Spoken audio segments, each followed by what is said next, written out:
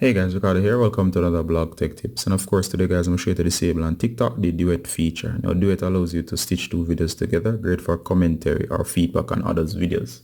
Now if you do not want anybody doing that on your account, it's as simple as this. So go ahead and tap on TikTok. You should be on your profile. If not, let's say you're somewhere else, click the me icon down here or the profile icon in the bottom section of the screen. It should be taken to your profile. Once you're on your profile here guys, tap the three dots upper right, go to privacy and safety, scroll all the way down guys, and you're looking for the feature that says who can stitch or duet with your videos.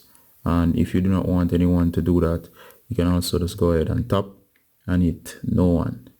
And of course once you do that, no one will be able to do the duet features with your videos. Additional one to look at as well, so allow others to download your videos.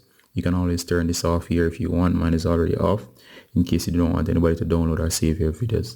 And that's it. Once you do that, your account will be a little bit more safer as others won't be able to duet your videos. Alright, Ricardo Gardner from Blog Tech Tips saying bye until next time. If you like the video, please go ahead and give us a thumbs up. Bye guys.